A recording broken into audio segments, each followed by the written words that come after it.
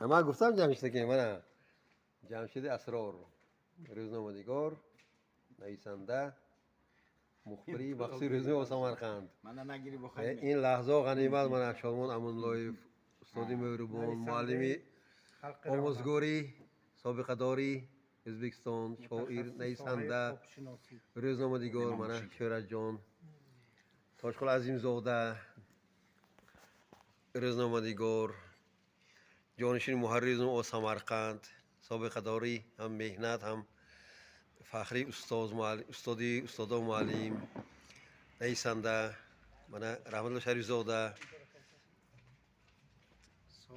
علاشی تعلیم فخری ازبکستان روزنامه‌نگار نویسنده من رجب یارو صنعتکار سرحدچی پگرانیشنیک ایجادکار شاعر نویسنده من رجب اولین کتابشون برآمد غروب مهر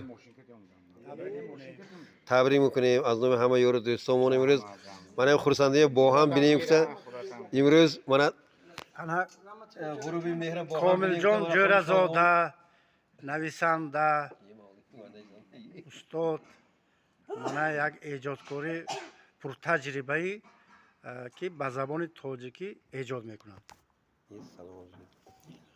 امروز من خورسنده با هم بینیم گفته من خانه استاد شاملو امالویف اومدیم. انسانی نه از این کس ما بسیار حرمت میکنیم 120 سالگیشون رو بینیم. من همین همه من 120 که بس از یک میگه چه شما از رول نیکو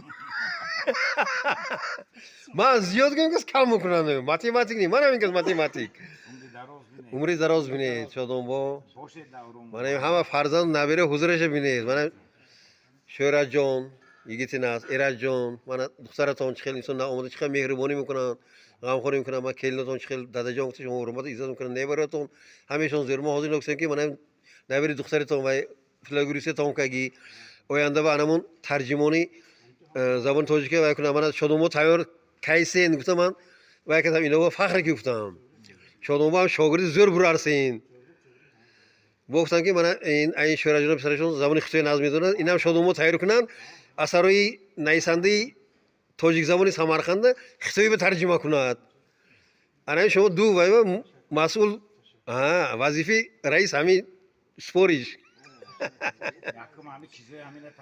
با کمش با 3 تا کتاب نیست.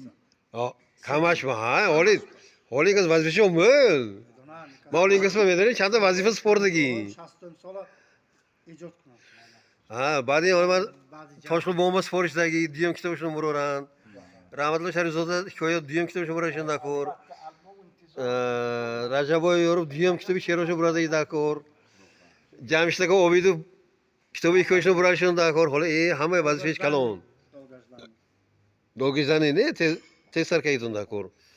برای من امروز در خاندان پرفیضی شادم با اومدیم. الهی من خاندان توی شد تماشا فیض و برکت کند. منم چی نیتای نیک دارن بگذار جامعه عمل پوشد و همه در این خاندان توی تماشا منم قدردانی مهربانی دور نگردد. با گفتی استاد مرزا تروسن زاده که تا توان دوستان را گم مکن دوستان جانی را گم مکن در جهان بی دوست بودن مشکل است مشکل آسان کن کسان را گم مکن. استاد حافظ شیرازی گفته است درخت دوستی بشنان که کام دل ببار آرد نهال دشمنی برکن که رنجی بیشمار آرد. ما دوستان من شادم شما یاد کرده آمدیم. مبارک باشد روز خورسندی رجبای بیا منم کتابم مبارک باشد سلامت باشتون بردوام باشد الهیم.